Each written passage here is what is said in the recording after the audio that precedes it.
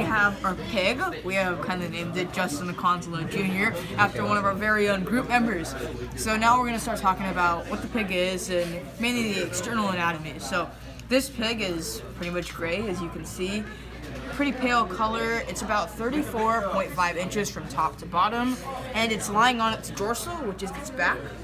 And so the sex of this pig is a male because there's a penis, there's no vagina, there's testes here, and there's this little thing that produces the semen. So now we'll start talking about the structures of the external anatomy. These are the wrists down here. It's a bit farther down than human wrists, and the wrists obviously allow the pig to walk. They provide support for their digits, and whenever they need to get a good footing to eat or whatever, the wrists help them out doing that. And the shoulders are back here, around here, and they also help with walking, and they attach the body to the wrist so they can walk.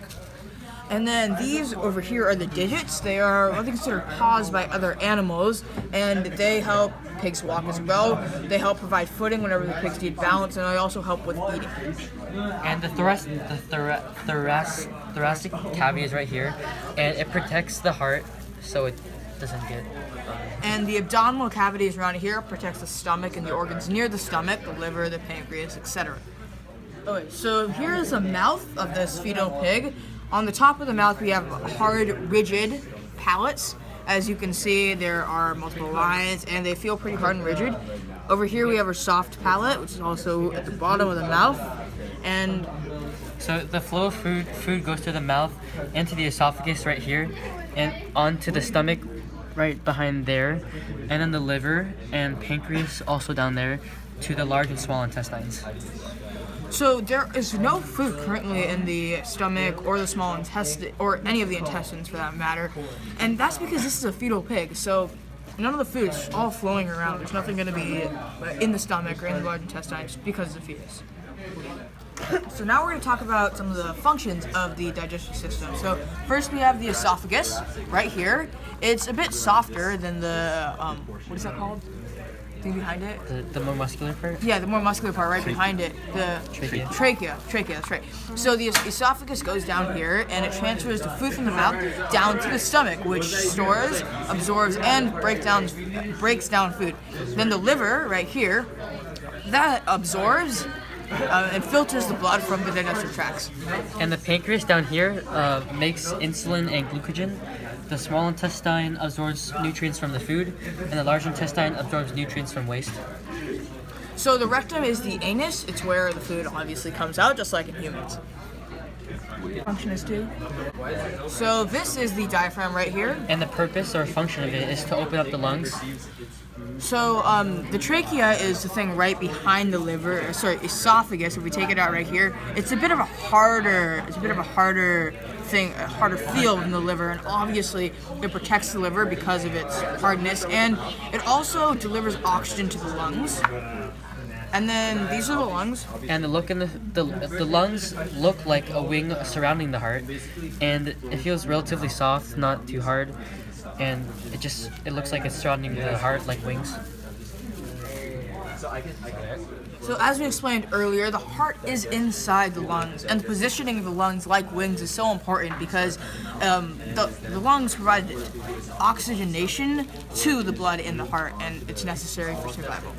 And the circulatory system is so important to the mammal is because, first of all, it transports blood throughout the body, and second of all, it maintains homeostasis of oxygen in the blood. And it also delivers nutrients and oxygen wherever it's needed in the body.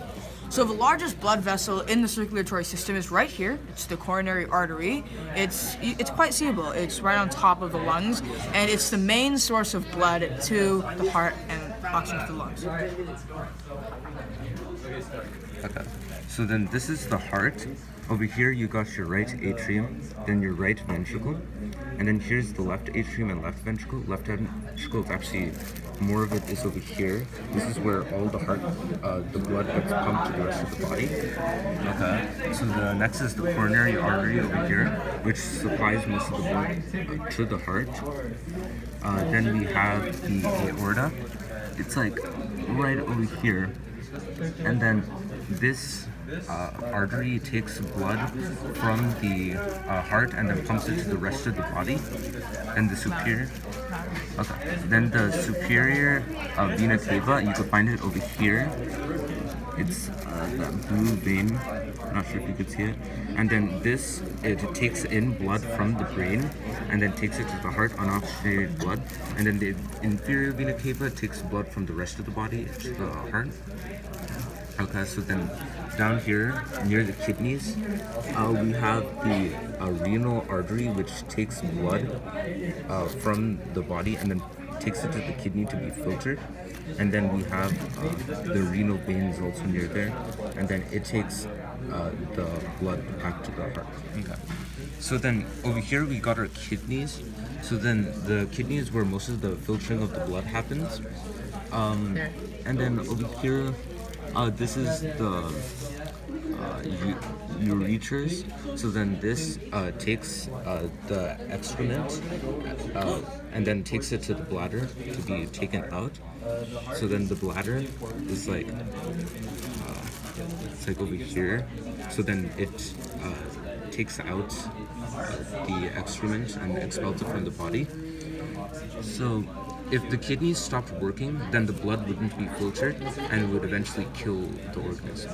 Okay, so the endocrine system, it basically produces hormones so that you're able to, it's like slower communication than the neurons, so the more long-term effects from the hormones. It's produced by glands. So then one of them is the thyroid in this like general direction. So then the thyroid, it basically regulates metabolism and growth and body temperature. So then the next is the spleen. It's like, oh yeah, it's over here. And then the spleen, it creates blood, and then if it's ruptured, it could actually cause internal bleeding. And then you don't really need it. It's one of the most common things to be ruptured when you're in a trauma or something. Okay.